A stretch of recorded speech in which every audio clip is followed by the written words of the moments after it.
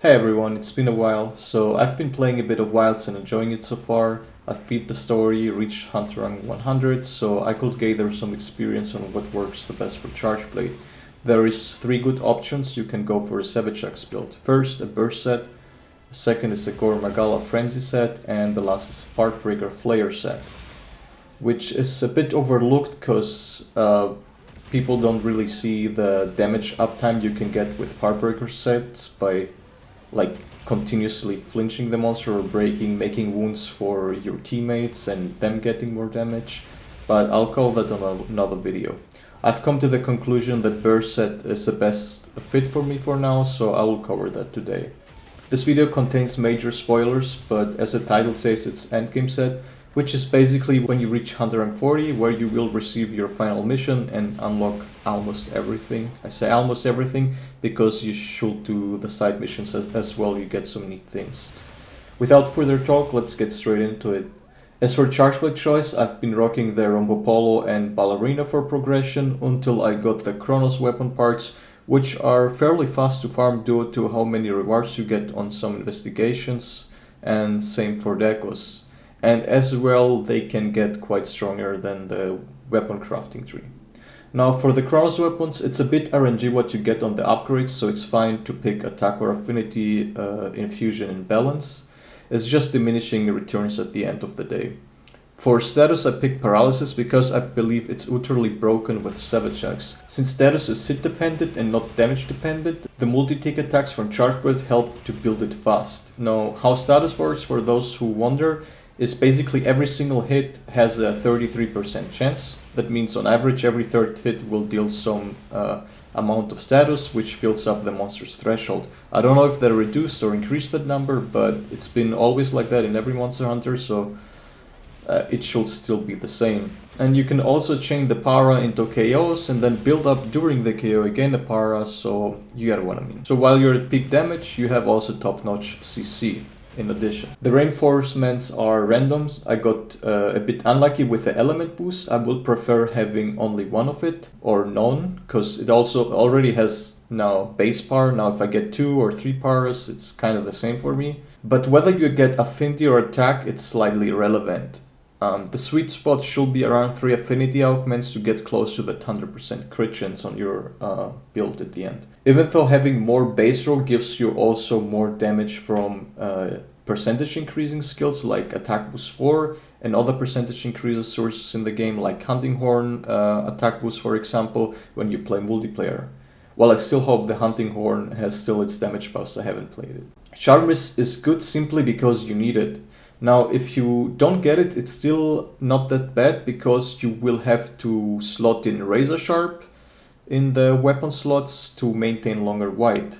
For people that are new, Sharpness is basically a damage multiplier. It multiplies your total damage. From blue to white, it's about a 10% damage increase on raw damage, so it's quite the massive damage boost, and Sharpness should be always prioritized.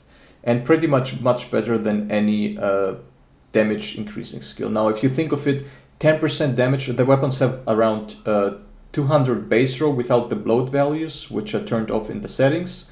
That means 10% will be like 20 extra row. Now think of it, which skills give really 20 extra row? You need like a level 5 peak performance or whatever. I don't know how they changed it in this game. I think burst is 21, but you get what I mean. I've been using this website trying to play around with builds. It's good quality of life, not having to craft the armor, so you can just theory craft there and then create your sets in-game so you don't waste your materials. And there is some useful info always added in the guide sections like hit zone values or how sharpness works. For decorations on the weapon, you should use crit boost 3. It's a sweet spot because 5 is too expensive and currently the gear is limited and hard to maintain 100% crit chance, therefore attack boost is superior. If you don't get a sharpness roll, the best you can put here is a razor sharp handicraft, so you maintain your white sharpness. Now the third tool, I have a magazine expert, but that's only because I haven't dropped a magazine attack yet. If you have magazine attack, use it, it's much better. You get the 2% damage increase from level 4, which is what you need. And for those who don't know, magazine or load shells basically allows you to, when you reload, to fill up your files with just yellow, or with red it actually fills up all your vials and overcharges them at once. So it's a very good quality of life skill.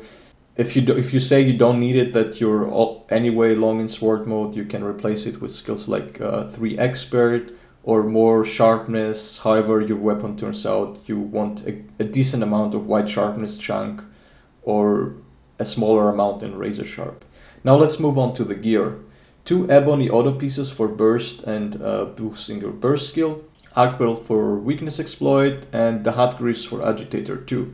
Now agitator 2 is a bit overrated in this game. You can't instant rage monsters like in Vault, but I think it's a still good choice. It gives a 5% affinity. Affinity is always good, and some extra row. And let's be honest, the monsters agitate pretty fast if you hit them. Like, especially with Charge Blade, you start off with a KO, which the first KO builds up pretty quickly, and after it gets up, it will enrage. As for Charm, you want upgraded weakness exploit charm. For Decos, you want 1 burst, 3 maximite. The only useful skills I find for level 1 Decos, in my opinion, are Quick Sheath, Gobbler for speed eating, Divine Blasting, and Growth. I personally use Growth for the gradual damage buff while you're being in the quest. Maximite has a almost 100% uptime, since you're mostly at full stamina with Savage Axe, so it's the best affinity source. For mentals, you can really use whatever.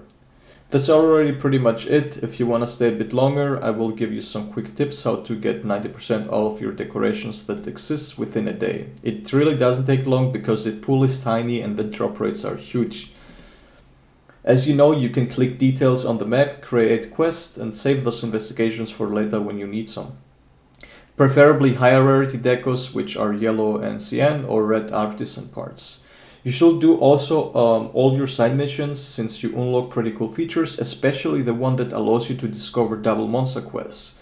When there is 2 monsters in the quest, you get way more rewards, but as well the monsters have both scaled down HP. In Vault it was at around 70%, I think, so I believe here it's about the same. That means they're both easier to kill and faster to cap. So while it's 2 monsters, it's still like easier, kinda. Double monster quests can give you around 20 decorations or RTM parts, so get your friends together and farm whoever has the best decorations. A neat trick I found out is you can go in the camp, rest for 300 points, and that will reset your spawns. This is how I snipe for good investigations mostly. I keep going in, going out, going in, and see what kind of investigations I have. Take your time, enjoy the game. Anyway, in the title update, we most likely will be able to upgrade our charms, get some additional decos. That's usually how the power scaling goes in Monster Hunter. Every update you can go then to level 3 charm, level 4 charm, and so on. Get a better combo deco, makes the builds a little bit more comfortable to fit in more skills. Maybe crit meta will be back then, but for now raw damage with a bit of crit chance is king. If you want to see more sets like Gormagala or Part Breaker set, let me know in the comments below. I wish you all a nice day and happy hunting, guys.